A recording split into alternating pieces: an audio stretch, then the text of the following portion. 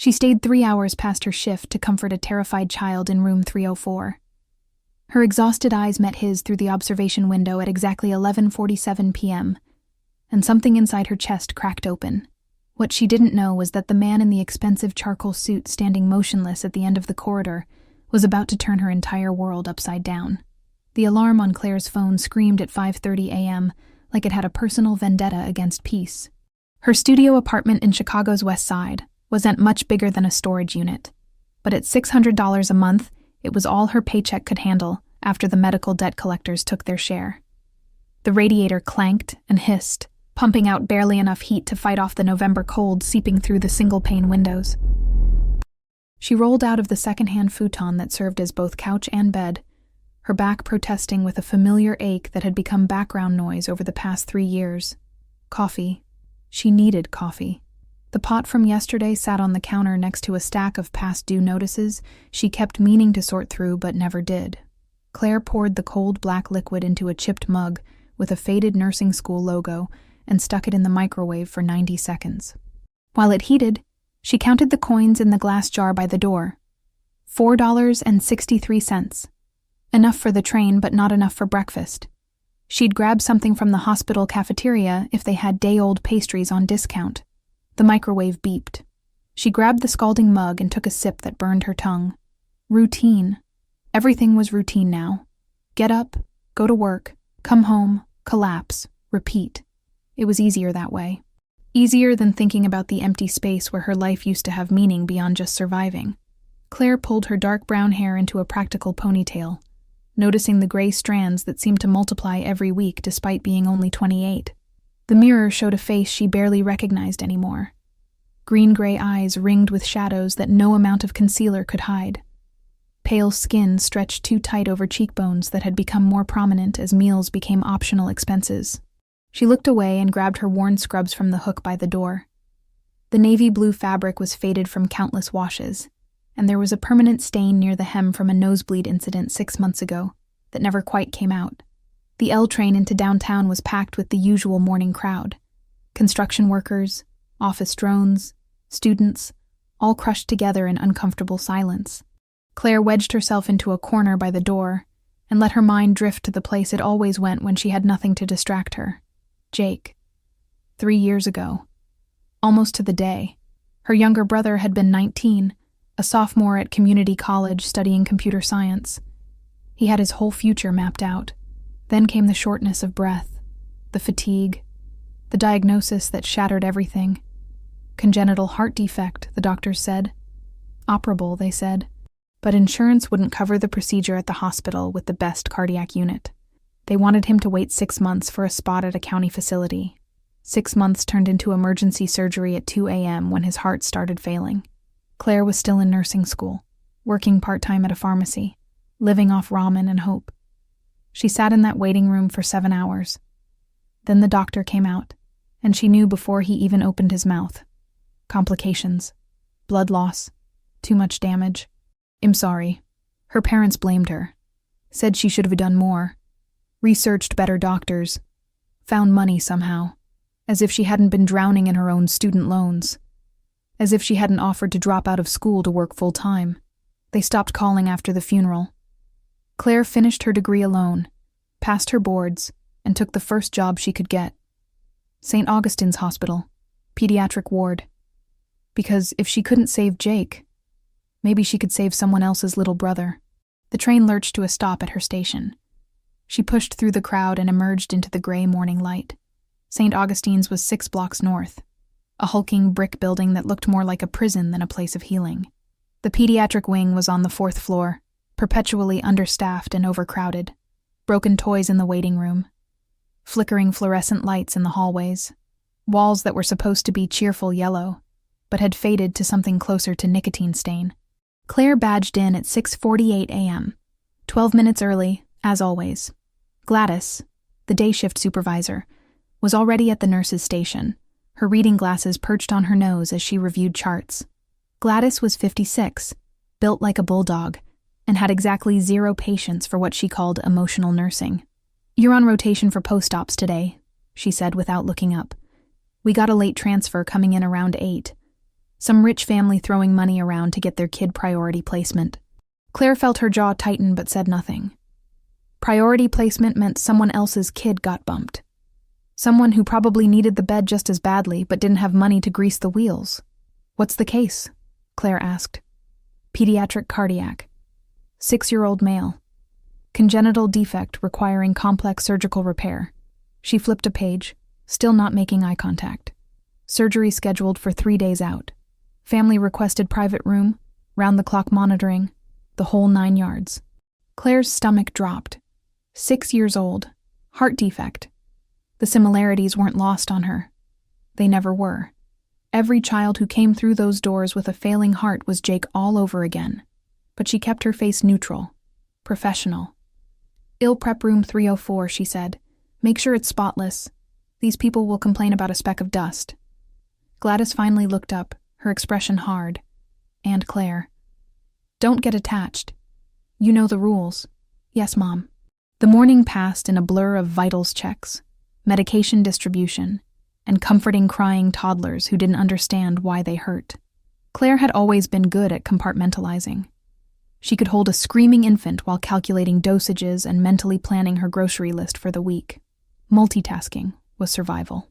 At 8:17 a.m., room 304 got its new occupant. Claire wasn't there for the arrival. She was 3 doors down helping a 7-year-old with leukemia keep down her breakfast. But she heard the commotion, heard Gladys switch into her fake sweet voice reserved for donors and VIPs, heard the squeak of a gurney and the low rumble of male voices giving orders. When she finally made it to 304 an hour later, the room was empty except for the small figure in the hospital bed. Claire paused in the doorway, reviewing the chart on her tablet. Oliver Moretti, age 6. Admitted from a private facility across town after complications with pre-op monitoring. Father listed as primary guardian. Mother deceased. No other family contacts. She looked up from the screen and her breath caught. The boy was tiny, lost in the oversized bed, propped up on pillows that seemed to swallow him. His light brown curls were messy, framing a face that was too pale, too drawn. But it was his eyes that stopped her. Big, dark brown eyes that held a fear so profound it was almost tangible. He was clutching a stuffed rabbit, threadbare and missing one ear, holding it against his chest like it was the only thing keeping him tethered to the world. "Hi, Oliver," Claire said softly, stepping inside. "I'm Claire. I'm one of the nurses who's going to take care of you." No response. The boy just stared at her, his small hands gripping the rabbit tighter. Claire glanced at the chart again. Notes from the previous facility mentioned selective mutism following maternal death 2 years prior. No verbal communication with medical staff. Limited interaction with family members. Claire felt something twist in her chest.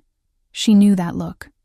Recognized it from her own reflection in the months after Jake died. The look of someone who's lost something so fundamental that words became meaningless. Claire's shift officially ended at 8 p.m.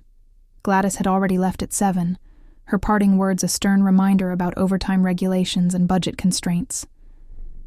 The night shift nurse, Bethany, had clocked in and was making her rounds. Claire should have been on the train home by now, reheating leftover rice and collapsing into bed. But she couldn't leave. Not yet. Room 304's observation window glowed in the dimmed corridor like an aquarium. Claire stood outside, staring through the glass at Oliver. The boy was sitting up in bed, his rabbit tucked under one arm, his other hand tracing patterns on the white blanket. The monitors beeped their steady rhythm, measuring a heartbeat that was too irregular, too fragile.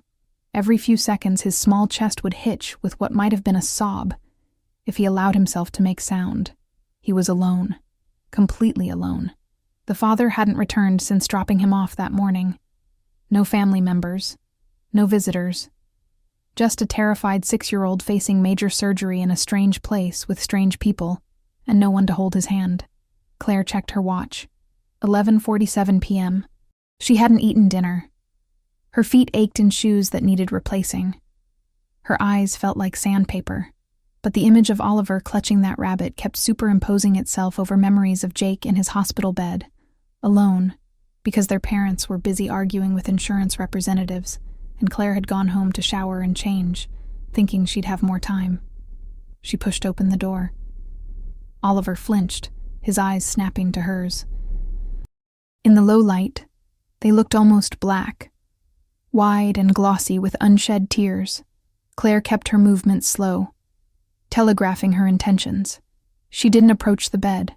Instead, she sank down onto the floor beside it, her back against the wall, legs stretched out in front of her. The cold linoleum seeped through her scrubs. The harsh antiseptic smell of the room mixed with something sweeter.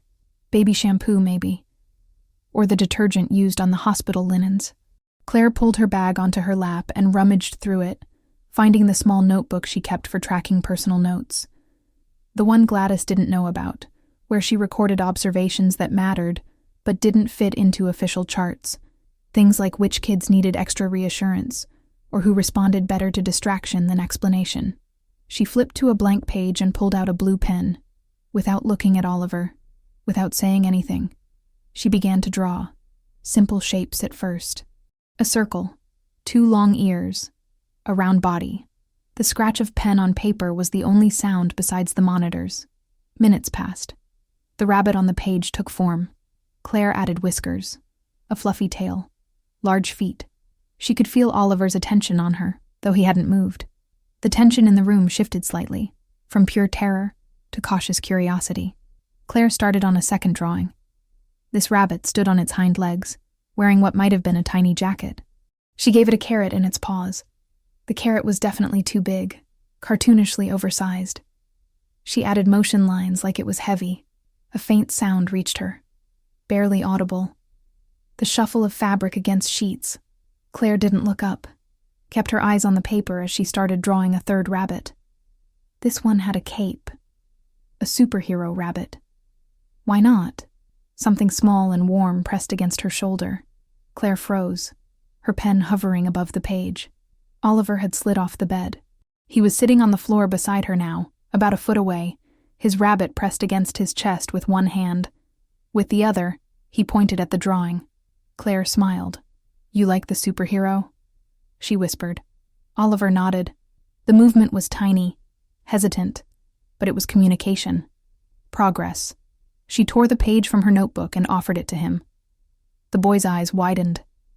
He looked at the drawing, then at her, then back at the drawing. Slowly, he reached out and took it with the hand that wasn't holding his stuffed rabbit. His fingers were small and cold when they brushed against hers. "What's your bunny's name?" Claire asked, gesturing to the worn toy. Silence. But Oliver looked down at the stuffed animal, his expression softening into something that might have been affection. He hugged it tighter. "Can I guess?" Claire kept her voice low, gentle. "Mr. Floppy?" A tiny shake of his head. "Captain Cottontail?" Another shake, but this time the corners of his mouth twitched. Almost a smile. "Dr. Carrots?" Oliver pressed his lips together like he was trying not to laugh. The almost smile reached his eyes for half a second before the fear crept back in. But it had been there. Proof that somewhere underneath the trauma and terror, there was still a kid who could find something funny. Claire returned to her notebook and started a new drawing. This time she sketched a small boy with curly hair, holding a rabbit. The boy in the drawing wore a cape too. She added stars around them like they were flying. At the bottom, she wrote in careful letters, "Oliver and his brave friend." When she turned the notebook so Oliver could see, his eyes filled with tears. Not sad tears exactly. Something more complicated. He touched the drawing with one finger, tracing the outline of the rabbit. Then himself. A single tear rolled down his cheek and dripped onto the paper, smudging the ink slightly. "Hey," Claire said softly. "It's okay. You don't have to be brave all the time." Oliver looked at her, really looked at her, and something passed between them. A recognition, an understanding. This woman knew what it felt like to lose everything. He could see it in her eyes, hear it in her voice. She wasn't just a nurse doing her job. She was someone who understood that the scariest thing wasn't the surgery, or the needles, or the strange machines. The scariest thing was facing it all alone. Claire began talking. She didn't expect responses, didn't need them. She just talked, filling the silence with stories about brave rabbits who went on adventures. About a bunny who was afraid of carrots until he tried one and discovered they were delicious. About a rabbit who lost her favorite toy but found it again with help from friends. Simple stories.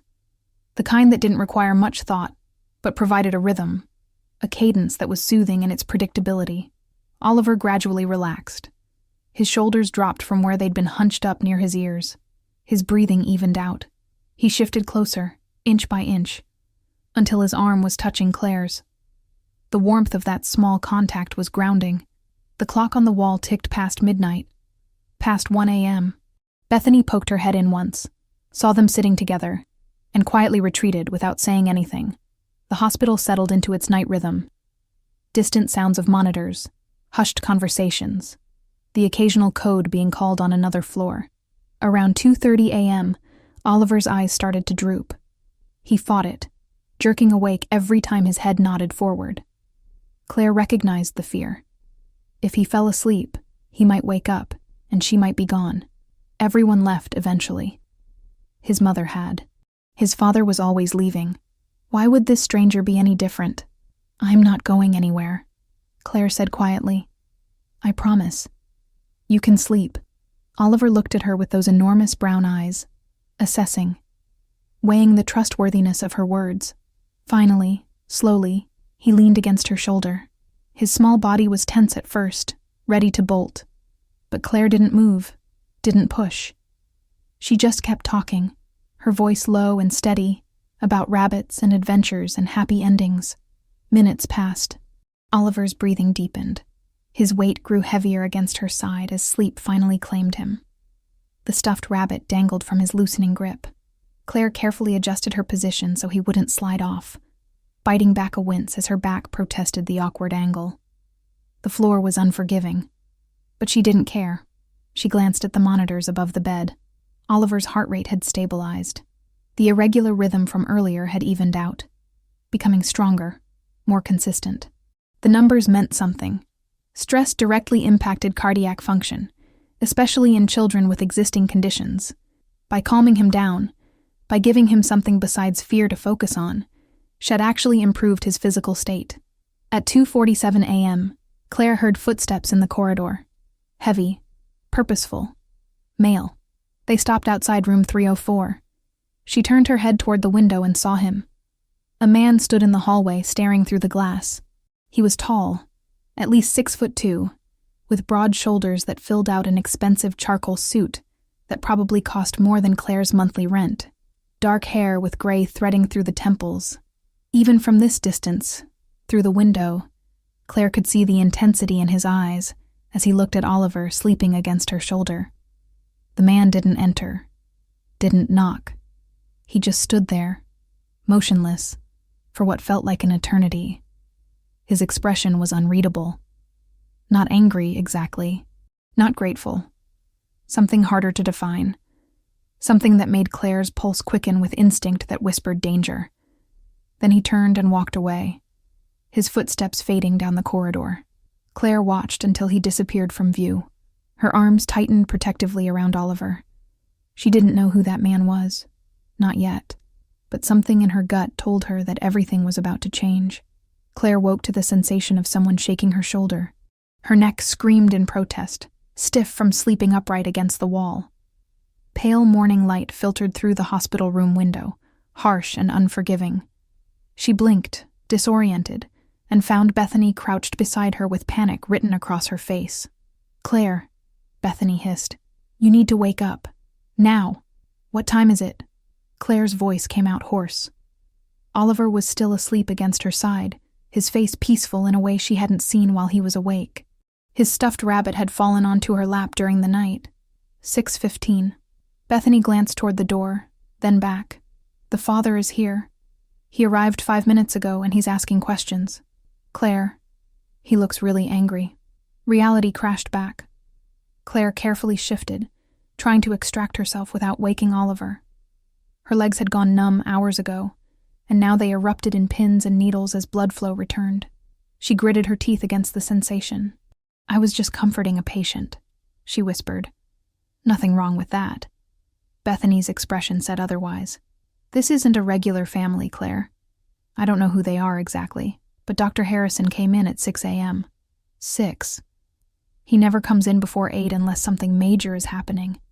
And the way he was acting around that man, Oliver stirred, making a small sound of distress. Claire froze. The boy's eyes fluttered open, immediately finding hers. For a moment he looked confused, like he wasn't sure if last night had been real or a dream. Then his small hand reached out and grabbed a fistful of her scrub top, holding tight. "It's okay," Claire said softly. "I'm right here." The door opened. Claire barely had time to stand before a presence filled the room, sucking the air out like a vacuum. The man from the hallway. Up close he was even more imposing. 6'2" of controlled power wrapped in a 3-piece suit that probably cost more than her car. His face could have been carved from granite, all sharp angles and hard lines. A thin scar traced along his jawline, barely visible but undeniably there. But it was his eyes that caught her. Dark, nearly black, and currently fixed on where Oliver was clinging to her. "You're the nurse," he said. It wasn't a question. His voice was deep, textured with an accent that placed his family origins somewhere in southern Italy, though it had been smoothed by years in America. "Yes. Claire Morgan." In one of the pediatric nurses assigned to this floor, he took a step closer. Claire fought every instinct that screamed at her to step back. Oliver pressed against her leg, trembling. The man noticed. Something flickered across his face, too quick to identify, before the mask slammed back down. "You stayed overnight with my son." He was frightened. I was helping him feel safe. Claire kept her voice level, professional, even as her heart hammered against her ribs. Standard care for pediatric patients experiencing anxiety. Standard care doesn't include sleeping on the floor. His gaze traveled over her, assessing, taking in her wrinkled scrubs, her disheveled hair. The exhaustion etched into her features. "What were you doing with him?" The implication in his tone made her blood run hot. "I was drawing pictures, telling stories, exactly what any scared kid needs." He moved again, circling slowly to her right. Claire recognized the tactic. Predatory. Designed to intimidate, to make her feel cornered. She held her ground, one hand moving to rest on Oliver's shoulder, in a protective gesture that she knew looked possessive and didn't care. "Nobody asked you to do this." His voice was quiet now. More dangerous than if he'd been shouting. He didn't have to ask. "He's a child." Claire met his stare directly. Children shouldn't have to ask for basic human kindness.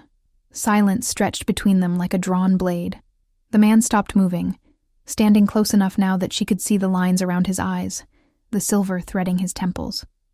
Close enough to smell his cologne, something expensive and woody that didn't belong in a hospital that reeked of industrial cleaner and sickness. The door burst open again. Dr. Harrison practically fell into the room, his face flushed, and his carefully combed hair already disheveled despite the early hour. "Mr. Moretti, I apologize for the confusion. Nurse Morgan should have been relieved hours ago. This won't happen again." Moretti. The name clicked something in Claire's memory, but she couldn't place it. "She stays."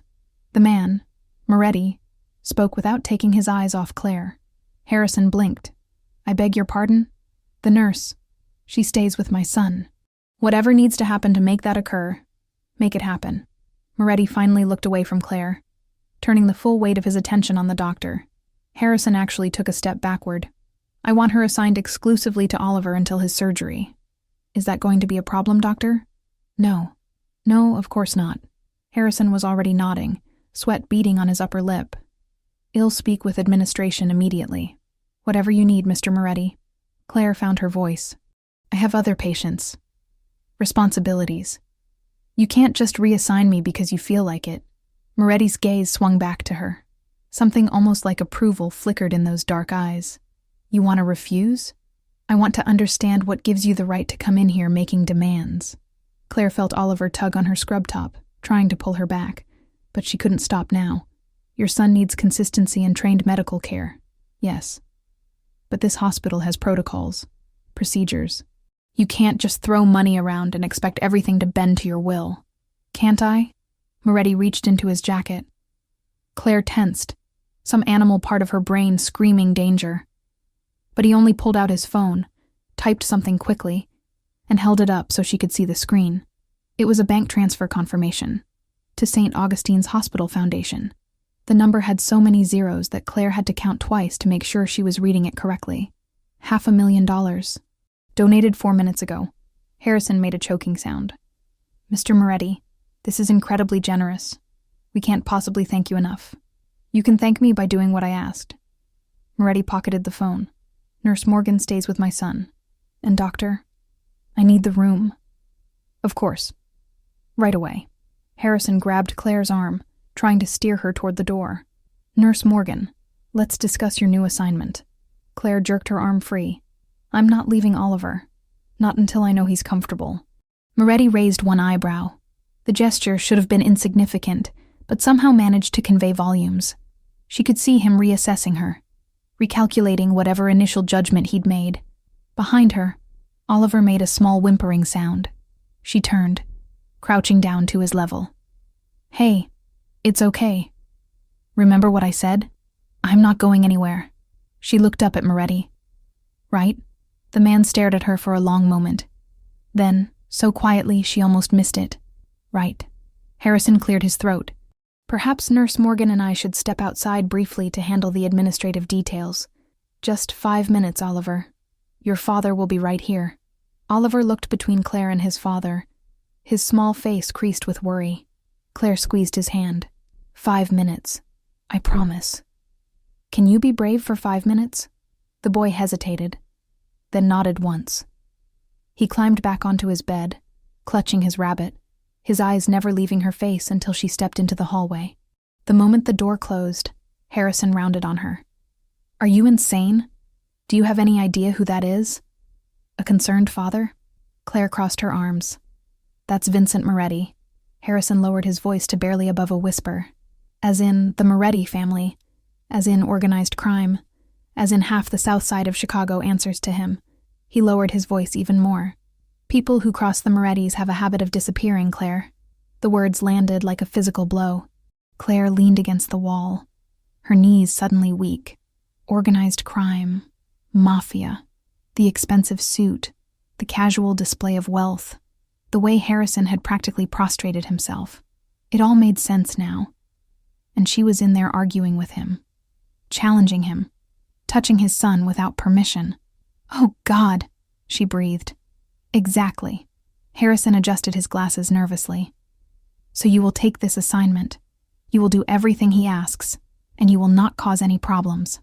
Understood? Claire pushed off the wall. Is Oliver in danger? Is his father going to hurt him? What? No. From everything I've heard, Moretti is obsessed with that boy. The mother died in childbirth. Complications. Oliver is all he has. Then he'll take care of him. Claire met Harrison's eyes. Not because his father terrifies me. Because that little boy needs someone who sees him as more than an obligation. If you have a problem with that, fire me. Harrison opened his mouth, closed it, then shook his head. You're either incredibly brave or incredibly stupid. He pulled out his tablet. I'll process the paperwork. Gladys is going to lose her mind. Let her.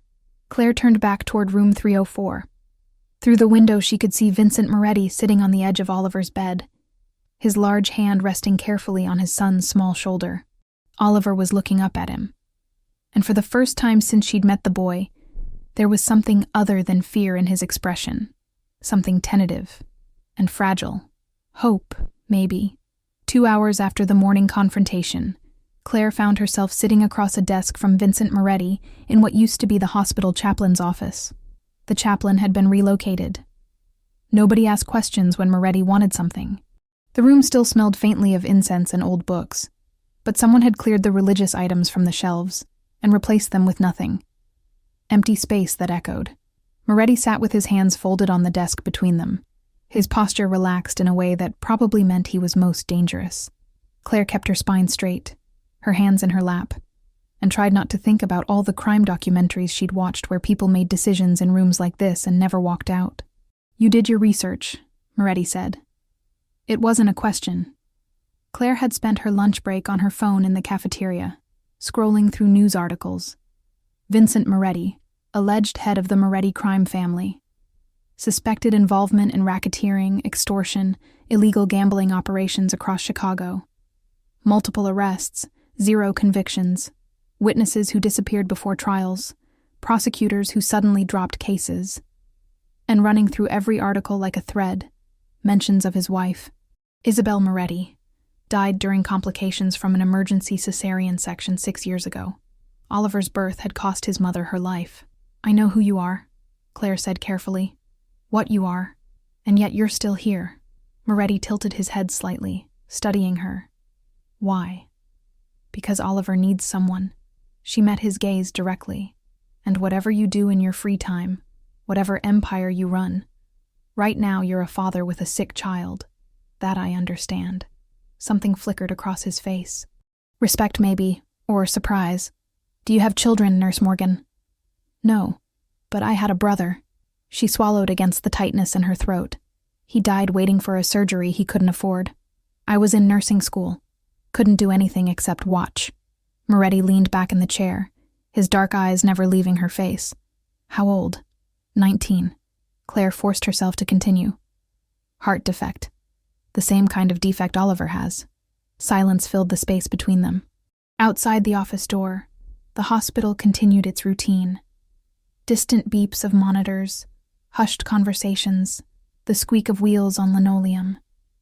Inside this room, the world narrowed to just the two of them and the ghosts they carried. I'm sorry, Moretti said finally. The words sounded rusty, like he didn't use them often. Claire nodded, not trusting her voice. Moretti opened a drawer and pulled out a manila envelope. He placed it on the desk and slid it across to her. Claire stared at it like it might contain a live snake. Open it. With shaking hands, she picked up the envelope. Inside were papers, financial records, her financial records, every credit card statement, every medical bill from Jake's final hospitalization, every collection notice that had plagued her for 3 years. The numbers swam before her eyes. How did you get these? Her voice came out barely above a whisper. I have resources. Moretti gestured to the papers. $63,000 in medical debt. Another $12,000 in credit cards. Student loans bring your total to just over $140,000. His voice was matter of fact, reciting numbers the way someone might read a grocery list. Claire felt violated, exposed. You had no right. I needed to know who was spending time with my son, whether you had ulterior motives. Financial desperation makes people do questionable things. And what did you conclude? Claire shoved the papers back across the desk. That I'm some kind of con artist? That I spent last night on the floor because I wanted to get close to your money? No. Moretti's answer was immediate. I concluded you're exactly what you appear to be. Someone who cares too much. He pushed the envelope back toward her. Take it.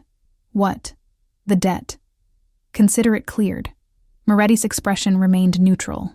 I'll have my accountant handle the transfers today. By tomorrow morning, every creditor you have will be paid in full. Claire shot to her feet. No, absolutely not. I'm not taking money from you. Why not? Because nothing is free. She started pacing the small office. Especially not from someone like you. What do you want? What do I owe you in return? I want you to take care of my son. Moretti remained seated, tracking her movements. Nothing more than that. Oliver has been treated by dozens of nurses, specialists, the best money can buy. None of them got through to him the way you did in one night. He looked at you this morning like you hung the moon. I haven't seen that expression on his face since his mother died. Claire stopped pacing. So hire me. Pay me a salary like any other private nurse. Don't hand me money like I'm some charity case. It's not charity. It's compensation. Moretti stood, and the office suddenly felt smaller. You stayed after your shift ended. Slept on a hospital floor. That goes beyond duty. He moved around the desk, closing the distance between them. My son's surgery is in 3 days. 72 hours. I need someone I trust taking care of him until then. After what I saw this morning, you're the only person who fits that description. Claire backed up until she hit the wall. Moretti stopped, giving her space, but not much. She could smell his cologne again, that expensive woodsy scent that was becoming familiar despite her best efforts. Why does this feel like a trap? She asked. Because you're smart. Moretti crossed his arms. You know nothing in my world comes without strings. But let me be clear about what I'm offering. I want you to be Oliver's private nurse. Exclusively his, from now until after his surgery and recovery. In exchange, your debt disappears, and you receive 3 months' salary paid up front. How much? Moretti named a figure that made her head spin. It was more than she made in 6 months at the hospital. Possibly closer to a year. That's too much. It's what you're worth to me. His voice dropped lower. My son stopped speaking when his mother died. I have taken him to psychiatrists, therapists, specialists in childhood trauma. Nothing worked. He won't talk, won't engage, barely eats. Then you show up and within hours he's smiling. Actually smiling. So no, Nurse Morgan. The money isn't too much. It's a bargain. Claire pressed her palms against the wall behind her, needing the solid surface to ground her. This is insane. You don't even know me. I know enough. Moretti pulled his phone from his pocket and held it up. On the screen was a photograph of Claire and Oliver from last night, taken through the observation window. Someone had been documenting this from the start. In the image, Oliver was asleep against her shoulder. Peaceful and safe. I know you kept your promise to stay.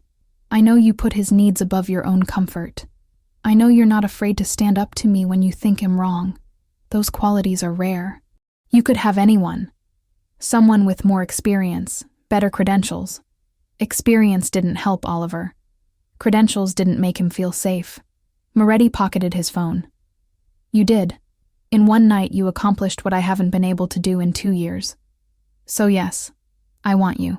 And before you argue about ethics or propriety, remember that Oliver wants you too.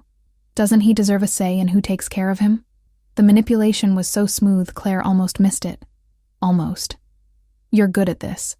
Getting people to do what you want. It's a necessary skill in my line of work. A ghost of a smile crossed his face. But I'm not manipulating you, Claire. I'm offering you a choice. Take the job. Let me handle your debt. Give my son the comfort he needs. Or walk away. Either way, the debt gets paid. Consider it compensation for what you already did last night. Why would you pay my debt if I refuse? Because my son needs you, and you can't do your best work while drowning in financial stress.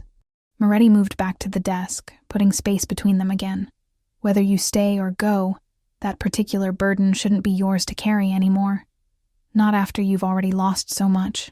Claire felt tears prick her eyes. She blinked them back furiously. This is emotional blackmail. No, it's a business proposition with clear terms. Moretti sat on the edge of the desk. But I need your answer soon. Oliver is being prepared for transfer. Transfer? Where? My estate. Moretti watched her reaction carefully. I want him home until the surgery. Private medical staff, proper security, his own room. He'll be more comfortable there. And you want me to come with him. I want you to live there. Guest suite, full access to whatever you need. The surgical team will come to us for pre-op preparations. Moretti pulled out a document from another drawer. Standard contract. Your responsibilities, hours, compensation. Everything in writing. No surprises. Claire took the contract with numb fingers. The language was professional, clinical even. It outlined her duties as Oliver's primary caregiver, specified that she would have final say on medical decisions in consultation with physicians, established boundaries around Moretti's business activities. There was even a termination clause that let her walk away with no consequences if she felt unsafe. This seems almost reasonable, she said suspiciously. I told you. It's a job offer, not a prison sentence. Moretti stood. Though I should mention one thing the contract doesn't explicitly state. My home is secure. Very secure.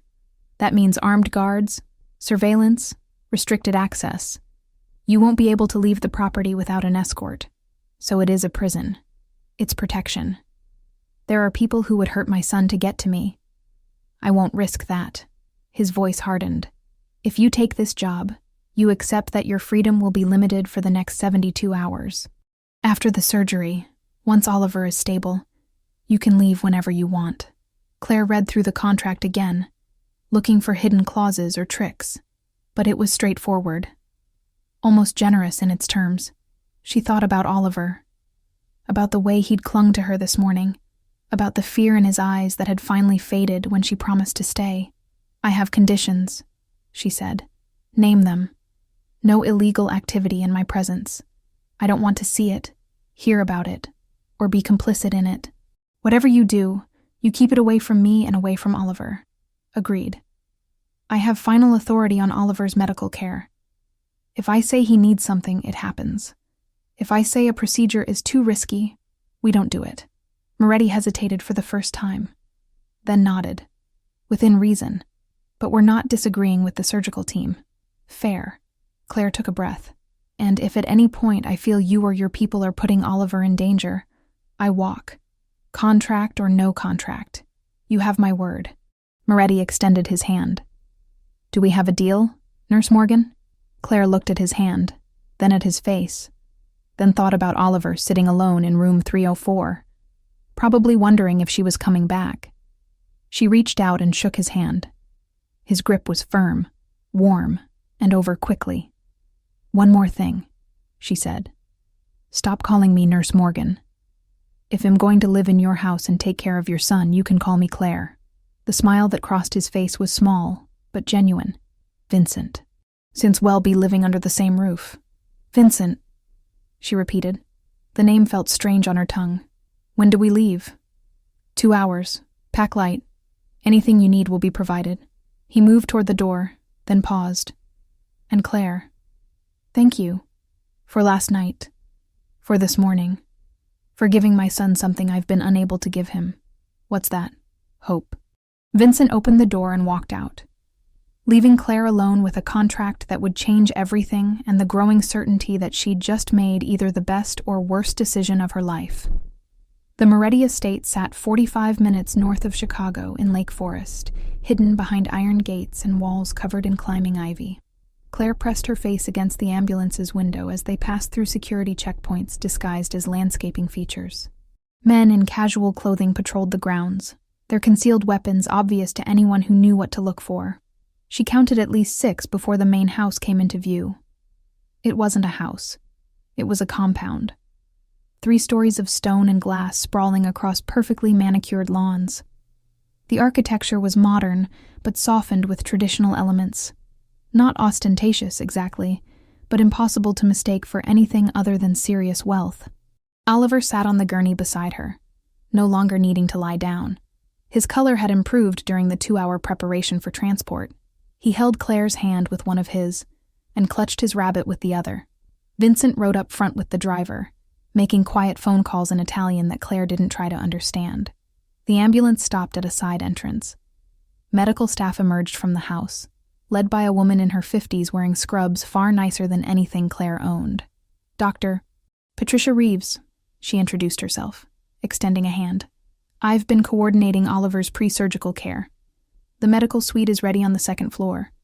The medical suite turned out to be a converted bedroom equipped with hospital-grade monitors, an adjustable bed, and enough equipment to perform minor surgeries. But there were also murals on the walls, cartoon animals and fantastical forests painted in soft colors. A bookshelf stuffed with children's stories. A toy chest in the corner overflowing with untouched games and puzzles. "His mother designed this room," Vincent said quietly from behind Claire. "She was 7 months pregnant. Knew something was wrong. Wanted Oliver to have a place that felt safe if he ever needed medical care at home." Claire turned to look at him. Vincent stood in the doorway, his expression carefully neutral, but his eyes lingered on the murals with something that looked like old pain.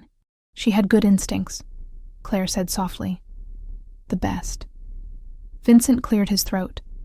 "Your room is across the hall. They'll have someone show you once Oliver is settled." The first day passed in careful routine. Claire established medication schedules, coordinated with Dr. Reeves on pre-op protocols, and coaxed Oliver into eating half a bowl of soup for dinner. The boy followed her everywhere, a small shadow that never strayed more than a few feet away. When she used the bathroom, he waited outside the door. When she reviewed his charts, he sat on the floor beside her chair with his crayons and paper. That night, Claire discovered her guest room was larger than her entire apartment. A king-sized bed with sheets that probably cost more than her monthly rent. An ensuite bathroom with heated floors and a tub big enough to swim in. A walk-in closet that someone had already stocked with clothing in her exact size, still bearing designer tags. She didn't ask how Vincent knew her measurements. Some questions were better left unexamined. Sleep came in fragments. Every few hours she woke, convinced she'd heard Oliver crying. Each time she crossed the hall to check on him, she found him sleeping peacefully, the monitors beside his bed showing steady vitals. On the third check, around 4 a.m., she found Vincent sitting in the chair beside Oliver's bed, watching his son breathe. "Can't sleep either," Claire whispered from the doorway. Vincent didn't turn. Used to it. When he was an infant, I used to watch him for hours, terrified he'd stop breathing if I looked away. Claire moved into the room, keeping her footsteps quiet. "After Isabel?" He nodded. "The doctors said he was healthy, that the heart defect wouldn't be an issue until he was older. But I couldn't trust it. Couldn't trust anything after losing her. You blame yourself." It wasn't a question, but Vincent answered anyway. "She begged me to take her to the hospital earlier. Said something felt wrong. I told her it was normal pregnancy discomfort. By the time I listened, it was too late. Emergency cesarean, hemorrhaging. They saved Oliver but couldn't save her." His voice was flat, reciting facts that still cut like glass. "So yes, I blame myself every day." Claire sat on the edge of Oliver's bed, careful not to disturb him. Oliver blames himself too. He doesn't say it, obviously. But kids that age, they think they're the center of the universe. If something bad happens around them, they assume it's their fault. Vincent's head snapped toward her. "He's 6 years old. How could he possibly think?" "Because you stopped looking at him the same way." Claire kept her voice gentle but firm. "You look at him and see what you lost. He looks at himself and sees the reason she died. That's why he stopped talking. What could he possibly say that would make any of it better?" Vincent stood abruptly, crossing to the window. The pre-dawn light cast his face in shadow. "You don't know what you're talking about. I know grief. I know what it does to people." Claire stayed where she was. "And I know that Oliver needs you to forgive him for something that was never his fault in the first place." "You think I blame him?" Vincent's voice rose slightly, then dropped when Oliver stirred. He moved back to the bedside, his hand hovering over his son's curls before settling gently. "He's the only thing that kept me alive after Isabel died. Every morning I wake up, and the first thing I do is check that he's still breathing. Has everything. Then tell him that." Claire stood, preparing to leave them alone, because right now, all he knows is that his father is sad and distant, and nothing he does makes it better. Kids need words, Vincent, especially ones who won't use their own. She made it to the doorway before he spoke again. "Stay. Please." The vulnerability in his voice stopped her. "I don't know how to do this. How to be enough for him." Claire turned. "You don't have to be enough. You just have to be present." They spent the next hour talking in whispers. Vincent told her about Isabel, how they met at a gallery opening, how she laughed at everything, how she saw past what he was to who he could be, how she made him promise in those final moments that he'd give Oliver a life better than the one he'd lived, a life away from violence and fear. "I'm trying to get out," Vincent admitted as the sun started to rise. "The family business. I've been moving assets, transitioning to legitimate enterprises. But it's slow. Dangerous. There are people who don't want to see me leave. People like Volkov." Claire remembered overhearing a phone conversation the previous evening. Vincent's voice hard and cold as he dealt with someone named Dmitri. Vincent's expression shuddered. "You don't need to worry about that. If it affects Oliver, I need to know." Vincent studied her face for a long moment. "Dmitri Volkov runs operations in the North Side. He's been pushing for a larger territory share. Sees my transition out as weakness. Opportunity. But hell be handled. My people are managing the situation." The words were meant to be reassuring. They weren't. The second day brought small victories. Oliver ate a full breakfast while sitting at the kitchen table like a regular kid instead of a patient. Claire convinced Vincent to cancel his afternoon calls and spend time with his son. They ended up on the floor of the playroom, attempting to build a fortress out of blocks that kept collapsing. Your engineering skills need work, Claire teased as another tower toppled. Vincent shot her a look that was almost playful. Better with concrete and steel. This plastic nonsense doesn't follow proper structural principles. Oliver giggled. Actually giggled. The sound was rusty, like he wasn't used to using it, but unmistakable. Both adults froze, staring at him. The boy ducked his head, suddenly shy, but he was smiling. "Did you just laugh at me?" Vincent asked with mock severity. "The great architect Oliver has opinions about my building techniques?" Oliver nodded, his smile growing wider. He pointed at Vincent's crooked tower, then made a gesture that clearly meant it was terrible. "All right then, show me how it's done." Vincent handed over the blocks. "Teach me, master builder." What followed was half an hour of Oliver carefully constructing a surprisingly stable fortress, while Vincent provided running commentary and Claire refereed when disagreements arose. At one point, Vincent glanced at her over Oliver's head, and the gratitude in his eyes was so raw it made her chest ache. Later, after Oliver had been coaxed into a nap, Vincent found Claire in the library. She was curled up in a leather chair, finally reading one of the books she'd packed. He sat across from her, 2 glasses of wine in hand. "I don't drink on duty," she protested weakly. "You're off duty for the next 2 hours. Dr. Reeves is monitoring Oliver." Vincent held out the glass. "Consider it medicinal." The wine was red, complex, and probably cost more than her monthly grocery budget. Claire took a sip and felt the tension in her shoulders ease slightly. "Thank you," Vincent said. "For this morning, for what you said about Oliver. Did it help? I don't know yet." He swirled the wine in his glass. But it was the truth. And I needed to hear it. They sat in comfortable silence for a while. The library was on the first floor, walls lined with books that actually looked red. A fire crackled in the fireplace, taking the edge off the November chill. Outside the windows, dusk painted the grounds in shades of purple and gold. "Tell me about you," Vincent said. "Not the tragedy. Not the parts that hurt. Tell me something good." Claire blinked, surprised. "Like what? What did you want to be before nursing? What makes you happy? What would you do if money wasn't a concern?" She considered the questions, trying to remember a version of herself from before loss defined everything. "I wanted to be a teacher. Elementary school. 2nd or 3rd grade. That age where kids still think learning is magic." "Why didn't you?" "Jake got sick. I switched to nursing because it paid better, had faster certification programs.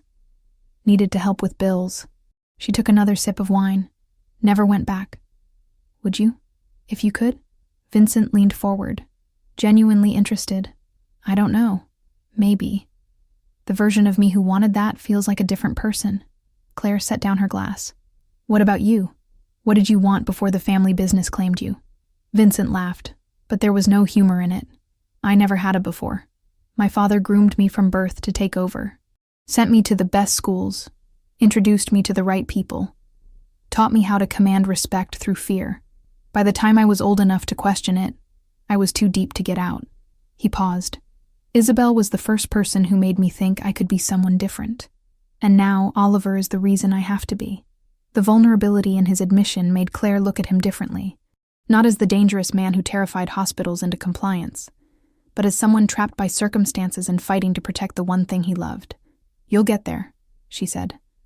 "For what it's worth, I think you're already more than what you were raised to be." Vincent held her gaze, something unspoken passing between them.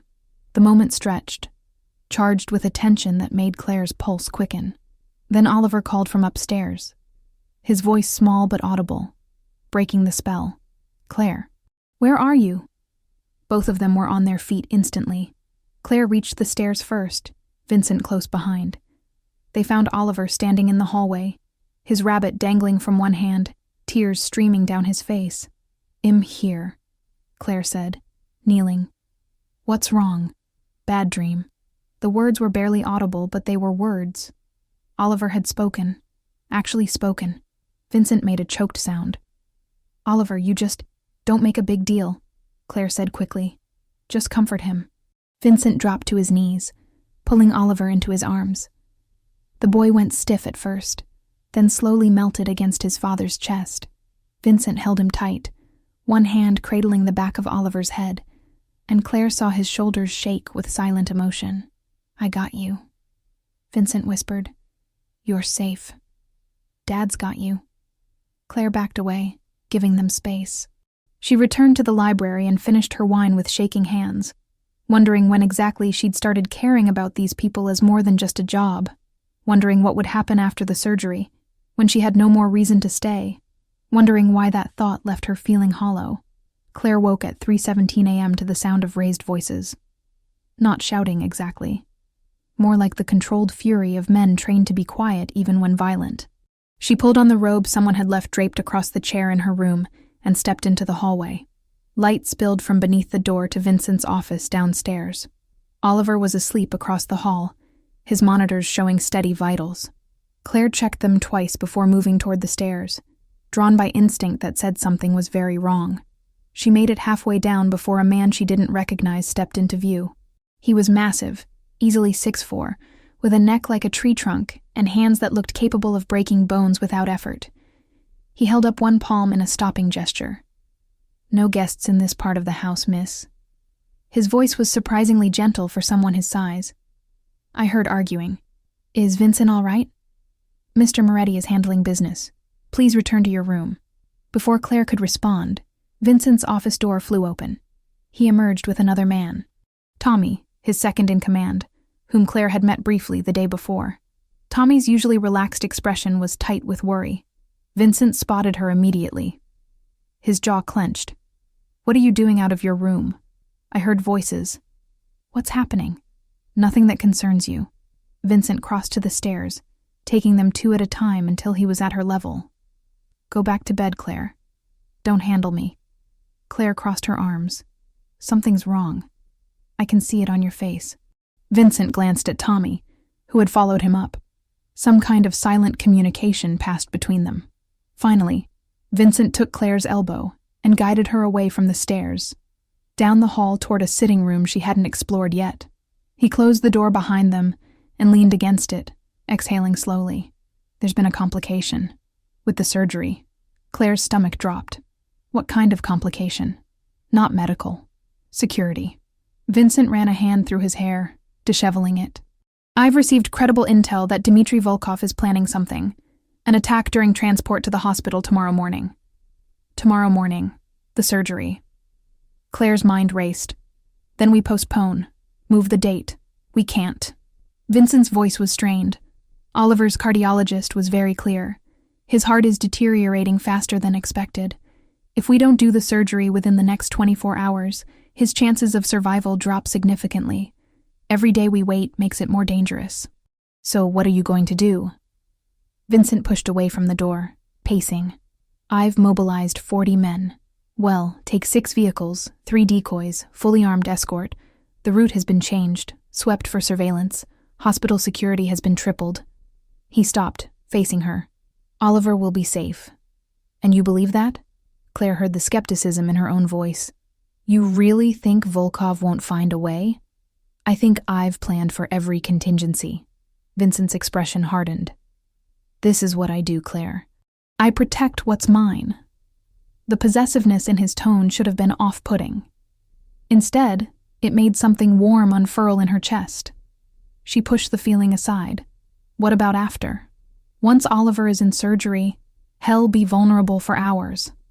The hospital is being locked down. No one gets in or out without clearance. Vincent's phone buzzed.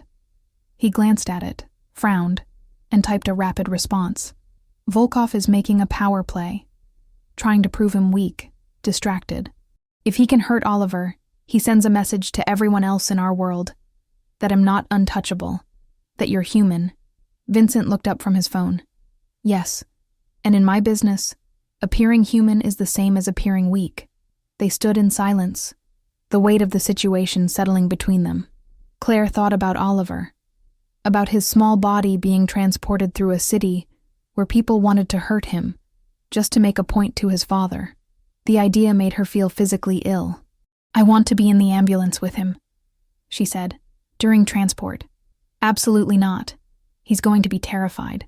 He'll need someone familiar." which is why Dr. Reeves will accompany him. Vincent's tone left no room for argument. You stay here where it's safe. No. Claire stepped closer. You hired me to take care of Oliver. That means being there when he needs me most. I'm going. Vincent closed the distance between them in 2 strides. Do you understand what could happen? If Volkov attacks during transport, people will die. You could die. I won't risk that. It's not your choice. Claire held her ground even though he was crowding her space, using his size to intimidate. I signed a contract. My job is to care for Oliver, not to hide when things get dangerous. God damn it, Claire. Something flickered in Vincent's eyes. Something that looked almost like fear. Why do you have to be so stubborn? Because that little boy has already lost his mother. He doesn't need to wake up scared and alone thinking he's lost everyone else too. Claire's voice cracked. I promised him I wouldn't leave. I keep my promises. Vincent's hand came up, cupping her face before she could react. His palm was warm, calloused. His thumb brushed across her cheekbone with surprising gentleness. If something happens to you because of me, because of my world, I will never forgive myself. Then make sure nothing happens. Claire should pull away, should put professional distance between them. Instead, she found herself leaning into his touch. You said you protect what's yours, Vincent. So protect us. Both of us. He searched her face for a long moment. Then he dropped his hand and stepped back. You'll wear body armor. Stay in the ambulance no matter what. If I give an order, you follow it without question. Understood? Understood. Vincent pulled out his phone again. I'm putting my best men in that ambulance with you. Tommy will coordinate from the lead vehicle. He glanced up. Go get some sleep. We leave in 4 hours. The next few hours passed in a blur of preparation. Claire helped Oliver through his pre-op routine, keeping her voice steady and cheerful even as her pulse raced. The boy knew something was wrong. He clung to her more than usual, his small fingers twisted in her shirt. At 5:15 a.m., Claire found herself being fitted for a bulletproof vest by a woman who introduced herself as Nina. The vest was heavy, restrictive, and terrifying in what it represented. First time? Nina asked, adjusting the straps. Is it that obvious? You'll get used to the weight. Try not to think about why you're wearing it. Nina stepped back, assessing. Good fit. Remember, it protects your torso only. Head and limbs are still vulnerable. If shooting starts, get down and stay down. Great pep talk. Nina almost smiled. You're good for them. Oliver and the boss. Haven't seen either of them this alive in years. Be ashamed to lose you now. Before Claire could respond, Vincent appeared in the doorway. He was wearing a vest, too, his visible beneath an open black tactical jacket. His expression was all business. No trace of the vulnerability from earlier. Time's up. Let's move. The convoy assembled in the pre-dawn darkness. 6 black SUVs, identical and glossy. The ambulance sat in the center of the formation, its exterior reinforced with armor plating that wasn't visible. But Claire could feel when she climbed inside. Oliver was already secured on the stretcher, his rabbit tucked under his arm. Dr. Reeves sat on one side. Claire took the other. 2 armed guards positioned themselves at the rear doors. Vincent appeared at the ambulance entrance. He looked at Oliver first, pressing a kiss to his son's forehead. Be brave. I'll see you at the hospital. Oliver's lip trembled, but he nodded. Then his eyes found Claire. You're coming? Every step of the way. Claire squeezed his hand. Vincent met her gaze over Oliver's head. Stay safe. The words were simple but carried the weight of everything unsaid between them. The convoy moved out at 5:30 a.m. exactly. Claire watched through the small window as the gates opened and they pulled onto the main road. Dawn was breaking, painting the sky in shades of pink and orange that would have been beautiful under different circumstances. For the first 15 minutes, nothing happened. The vehicles maintained tight formation, communicating via radio. Claire's heart hammered so hard she was sure everyone could hear it. Oliver dozed fitfully, the sedative Dr. Reeves had given him taking effect. Then, at minute 17, everything went wrong. The lead SUV exploded. Not a dramatic fireball like in movies, but a quick, violent burst that sent the vehicle careening off the road. The convoy screeched to a halt, Radio chatter erupted, voices sharp with urgency. Contact, contact. 3 vehicles blocking the road ahead. Multiple hostiles, right flank. Gunfire. Stay in the ambulance. The guard nearest Claire had his weapon drawn, eyes on the rear doors. Claire threw herself over Oliver, shielding his small body with hers. Doctor. Reeves was yelling something, but Claire couldn't hear over the ringing in her ears. The world had narrowed to the weight of Oliver beneath her and the sound of bullets hitting metal. Through the chaos, she heard Vincent's voice on the radio. Where is the ambulance? Status now. Secure but pinned. Can't move forward or back. Tommy's voice, strained. Hold position. I'm coming to you. The gunfire intensified. Something hit the ambulance hard enough to rock it. Claire felt Oliver trembling beneath her. She turned her head, finding his wide, terrified eyes. It's okay, she whispered, knowing it was a lie. You're okay. I got you. The rear doors exploded inward, not from gunfire but from someone ripping them open. A man Claire didn't recognize grabbed her ankle, yanking hard. She kicked, connected with something that felt like a face, but there were more hands. Too many hands. Dr. Reeves screamed. The guards were fighting, but one was down, bleeding from his head. Claire tried to hold on to Oliver, but fingers dug into her arms, dragging her backward out of the ambulance. No, Claire fought with everything she had.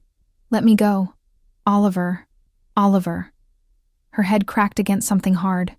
Stars exploded across her vision.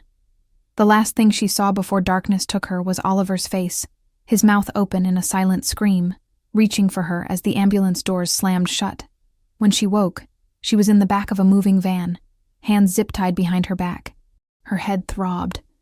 Blood dripped down her temple, warm and sticky. Across from her sat a man in his 50s, silver-haired and sharp-eyed, wearing an expensive suit that seemed out of place in the utilitarian vehicle. Nurse Morgan, he said in accented English. Russian, Claire thought dimly. I'm Dmitri Volkov. Welcome to the worst decision Vincent Moretti ever made. The warehouse smelled of rust and old motor oil. Claire sat in a metal chair, hands still zip-tied behind her back, head pounding from where she'd hit it during the abduction. Volkov paced in front of her like a professor giving a lecture, completely at ease despite the kidnapping he'd just orchestrated. You are wondering why you are alive, he said. Most people Vincent cares about, I would simply eliminate. Quick, efficient. But you, Nurse Morgan, you are more valuable as leverage. Claire forced herself to focus through the pain. Oliver. Where is Oliver? At the hospital by now, I imagine. Volkov checked his watch, a Rolex that caught the weak light filtering through grimy windows. Surgery should be starting in approximately 20 minutes. Vincent had to make a choice, you see. Come after you, or stay with his dying son. He smiled, but it was cold. I wonder which he chose.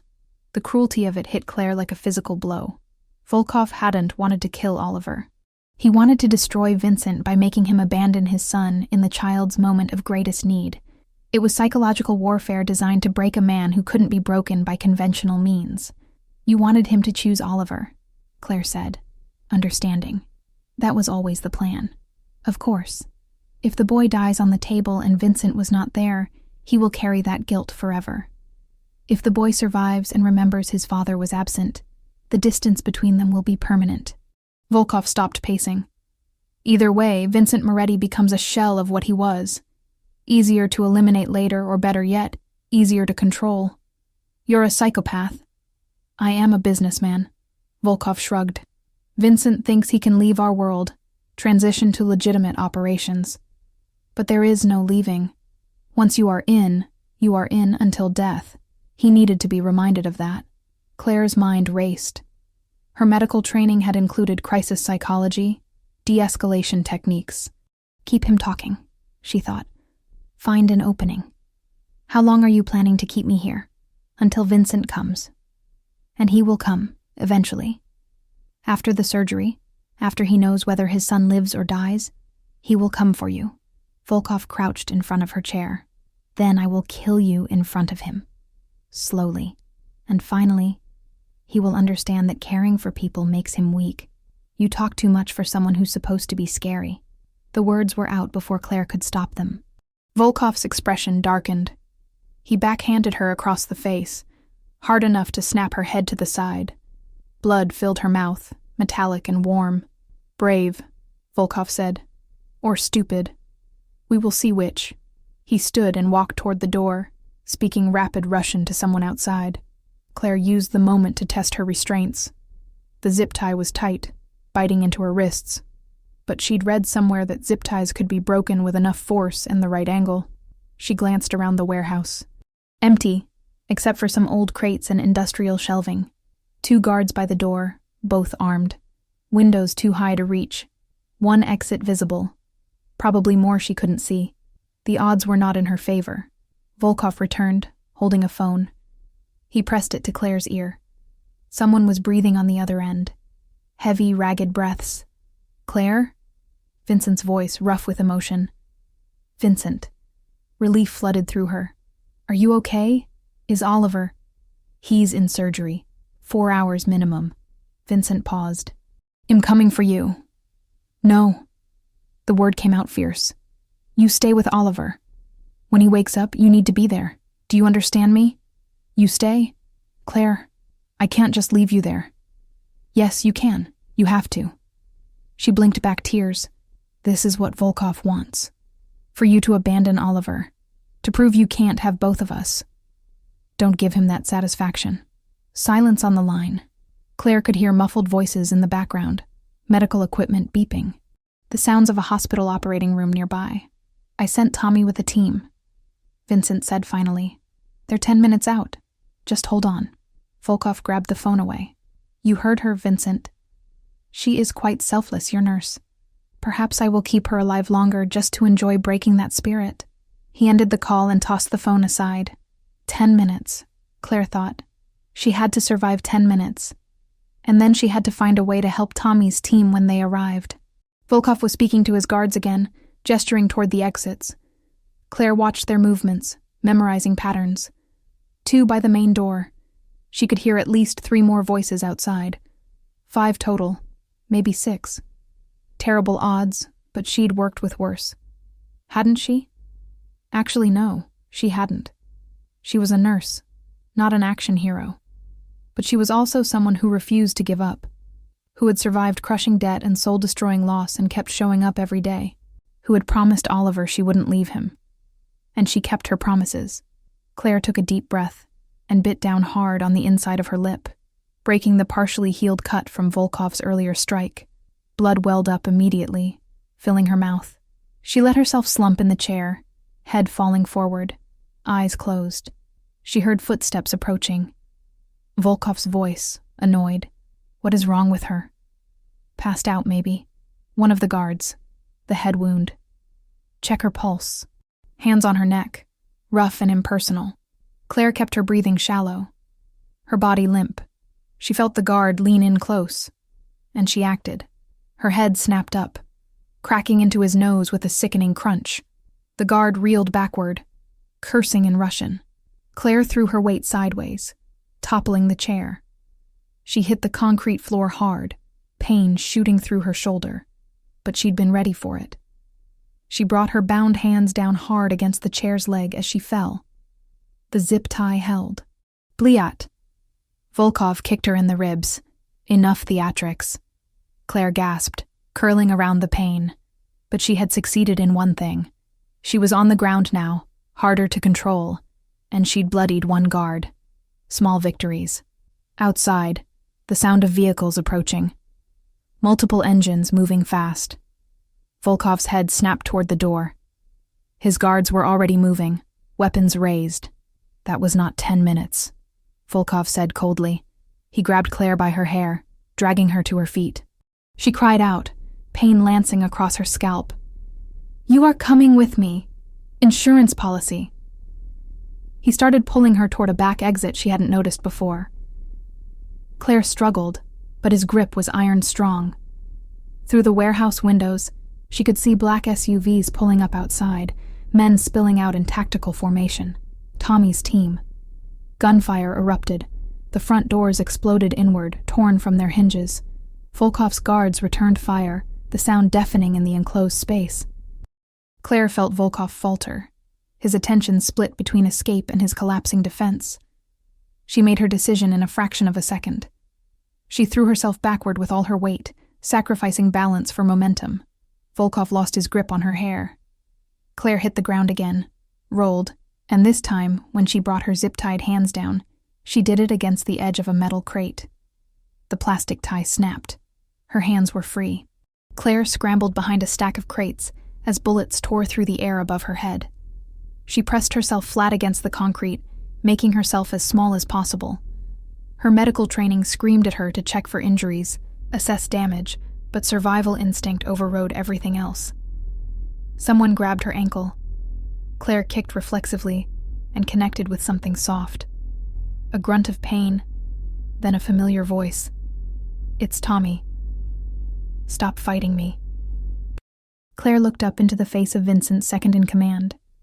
He was bleeding from a cut above his eye, his tactical vest scored with bullet impacts, but his expression was grimly determined.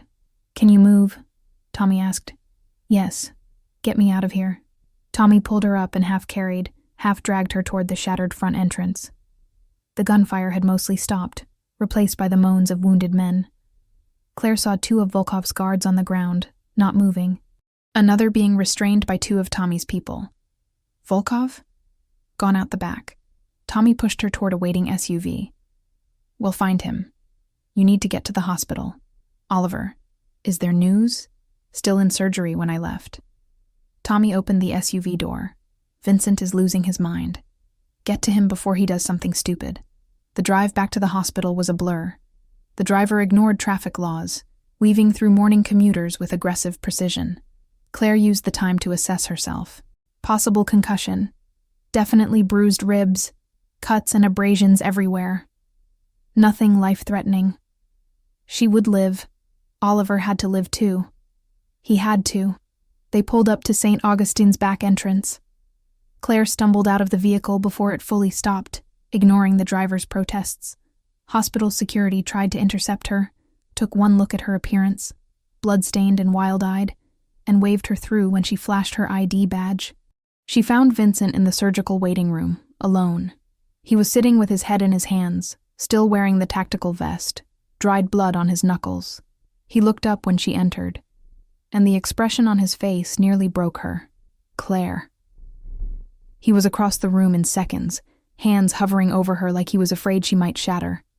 "You're hurt." "I'm fine." She grabbed his hands, holding them still. "I'm here. I'm okay. What about Oliver?" Vincent's voice cracked. "Still in surgery. Another hour at least. The repair was more complicated than they thought. His heart was weaker than the scans showed. But he's alive. For now."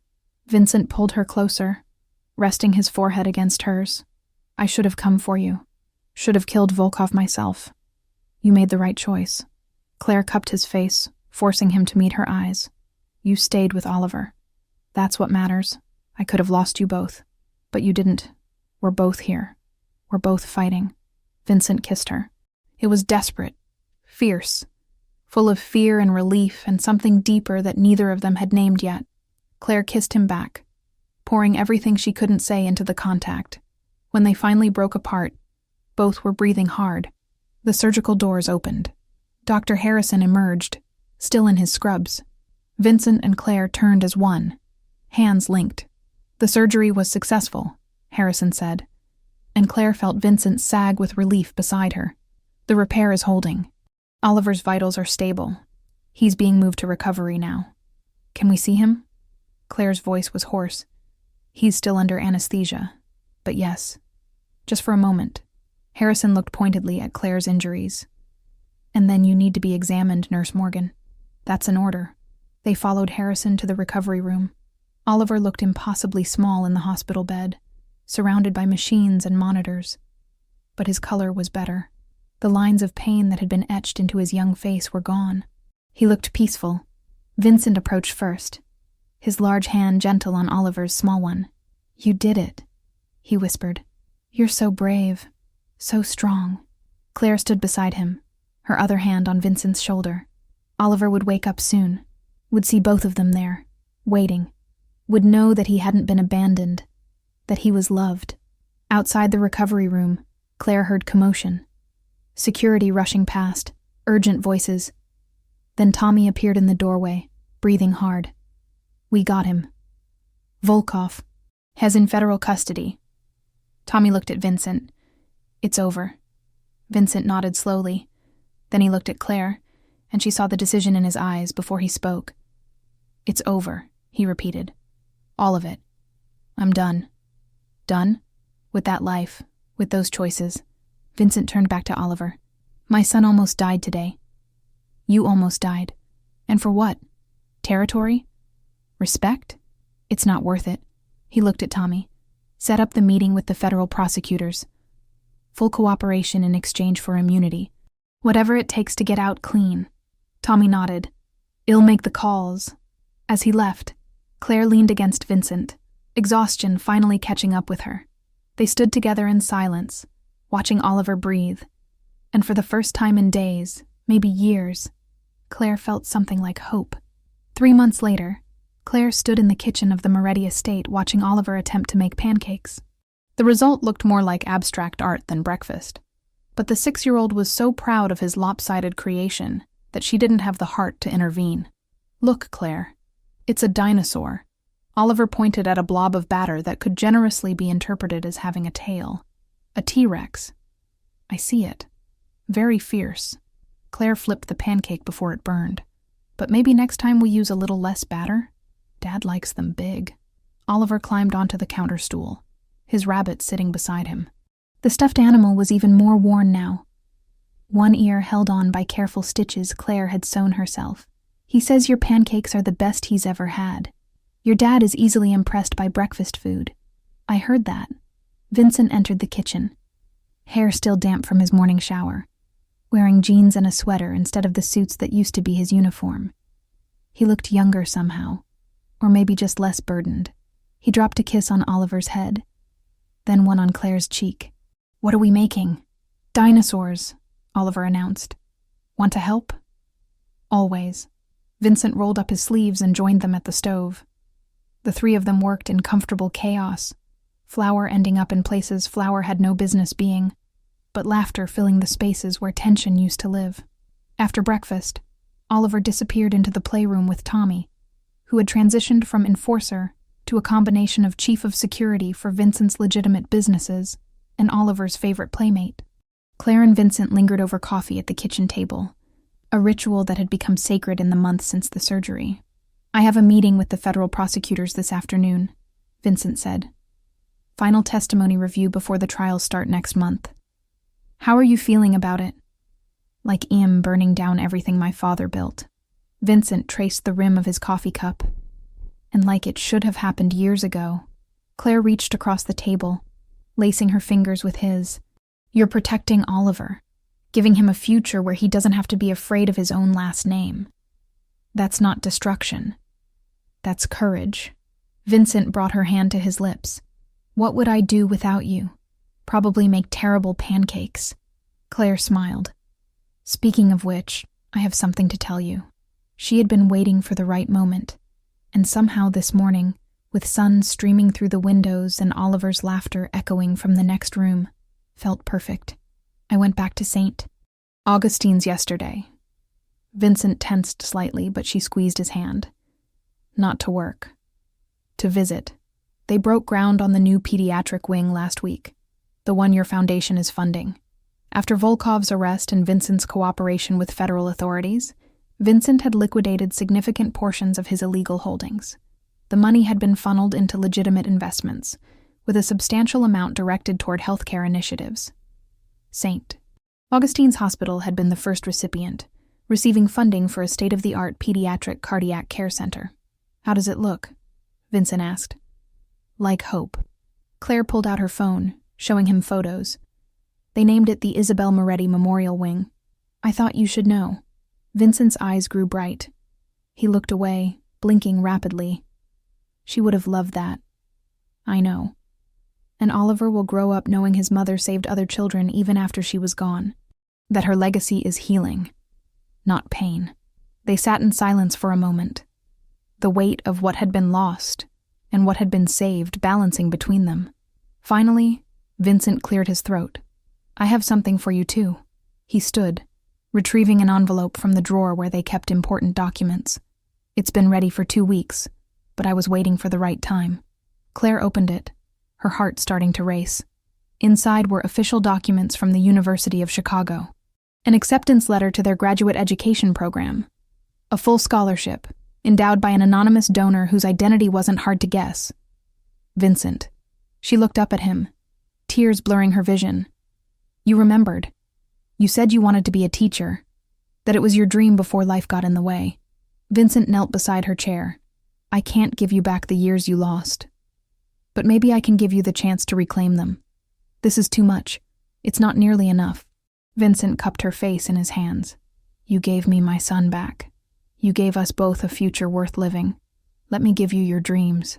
Claire kissed him, tasting salt from her own tears.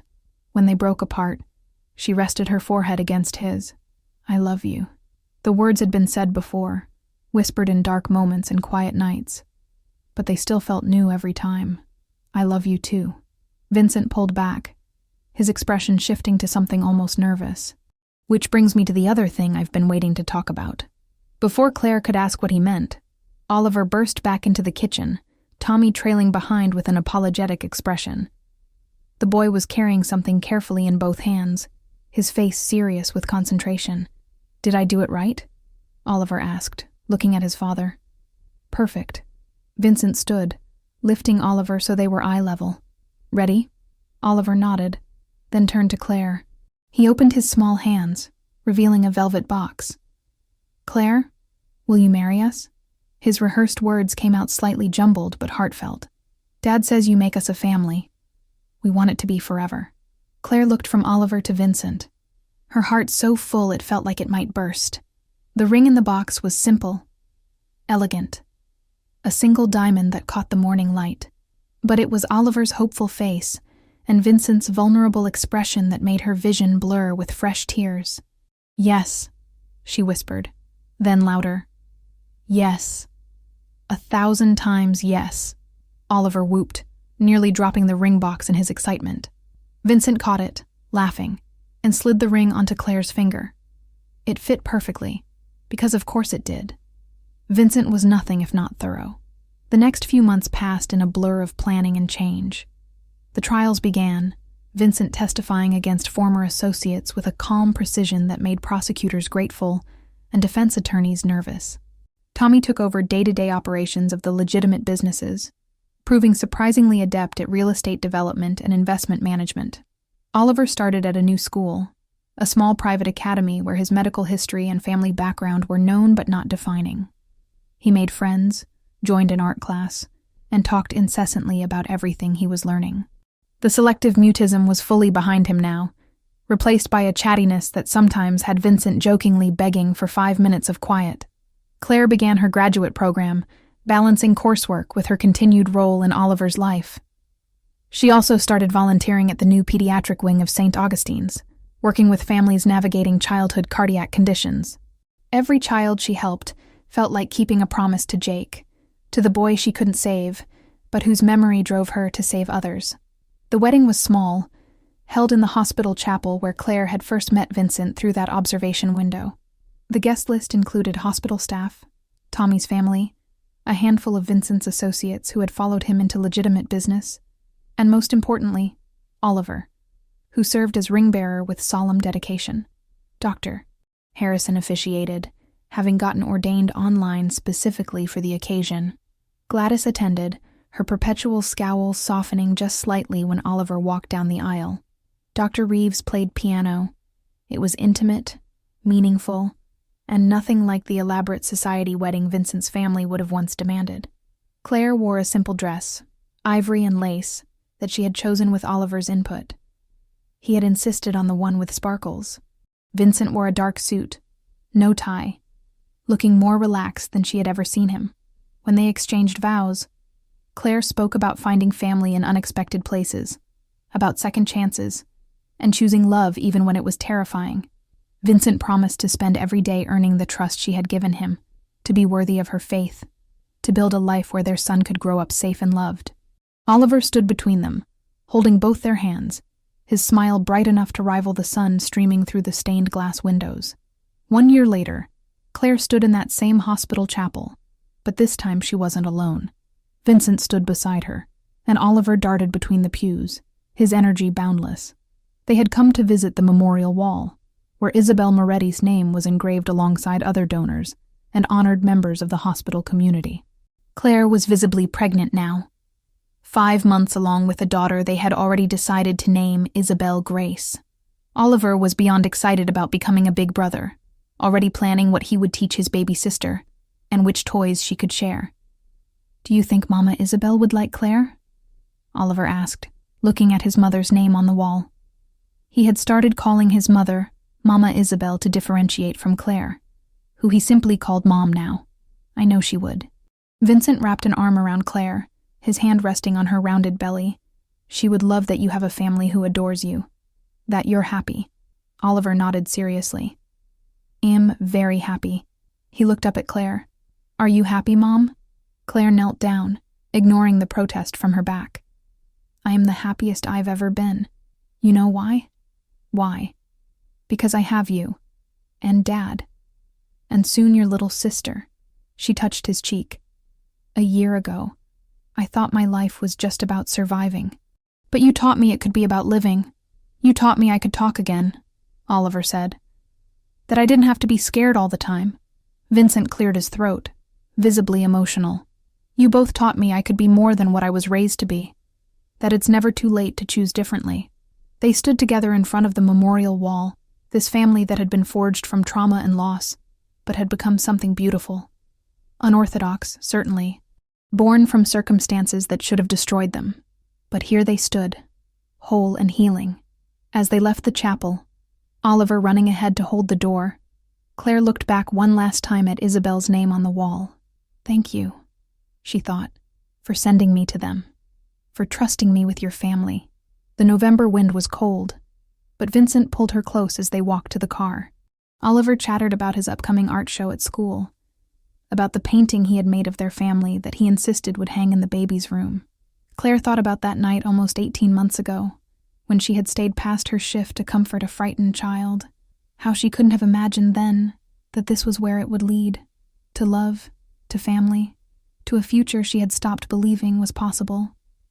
She had missed her last bus home that night, taken a chance on a scared little boy, and unknowingly, she had been saving 3 lives, including her own. Sometimes the smallest acts of kindness, the simplest choices to stay when leaving would be easier. They changed everything. They saved worlds. Claire squeezed Vincent's hand, felt their daughter kick against her ribs, watched Oliver climb into the car with his rabbit tucked under his arm. This was her world. The one she had saved by choosing compassion over convenience, by keeping a promise to a child who needed her. And as Vincent drove them home through the Chicago streets, toward a future that was finally, impossibly bright, Claire knew with absolute certainty that she would make the same choice again, every single time.